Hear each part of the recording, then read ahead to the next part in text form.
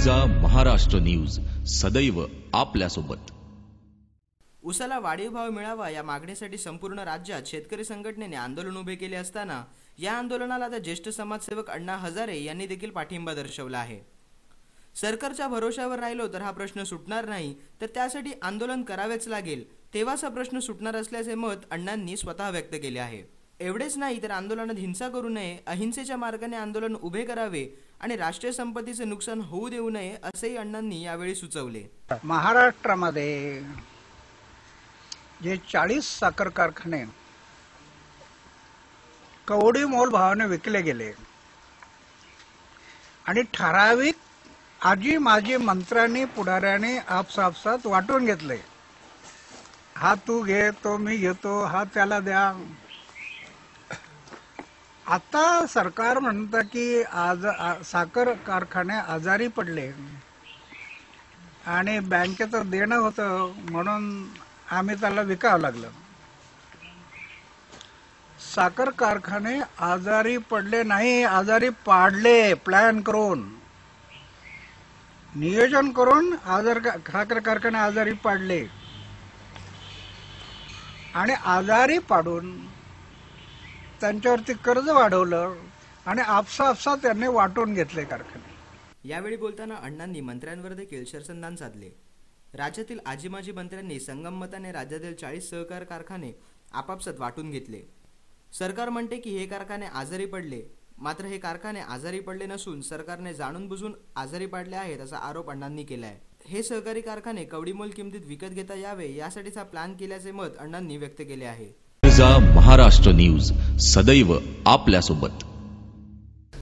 जनलोकपाल विधेयकासाठी मागील 1.5 वर्षापासून लढा देणाऱ्या ज्येष्ठ समाजसेवक अण्णा हजारे यांनी आपल्या आणि जनतेला पंतप्रधानांनी धोका दिल्याचा आरोप केलाय। सरकारने लगेचच विधेयक मंजूर करावे, अन्यथा दिवाळी अधिवेशनाच्या आधीच आपण उपोषण सुरू करणार असून यावेळी उपोषण राळेगणसिद्धी येथेच करणार असल्याचे त्यांनी स्पष्ट केले।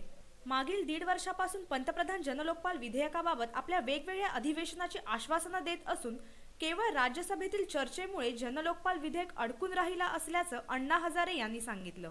अभी मैंने फिर से पंतप्रधान जी, सोनिया गांधी जी, इनको फिर से एक खत लिखा। उसमें ये कहा है कि मैं मजबूर होकर 10 दिसंबर को रालेगंज सिद्धि के संत यादव मंदिर में अनशन के लिए बैठ रहा हूँ।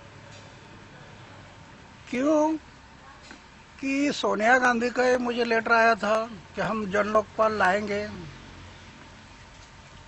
पंतप्रधान जी ने अपने साइन से मुझे लिखा था 23 अगस्त 2011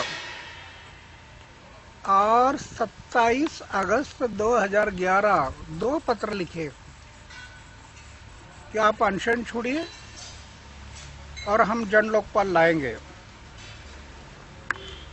आपके जो 3 मुद्दे हैं वो इसी सेशन में लाएंगे।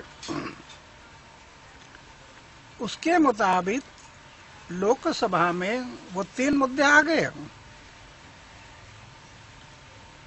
लोकसभा में एक दिन में पास हो गया क्योंकि पूरी देश की जनता खड़ी थी आंदोलन में।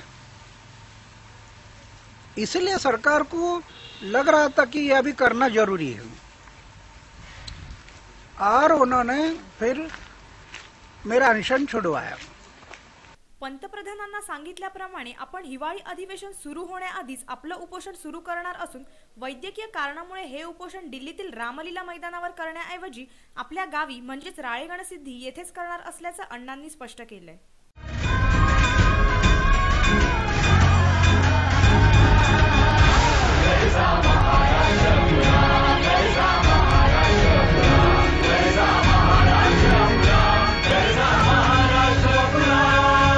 गर्जा महाराष्ट्र न्यूज सदैव आपल्यासोबत।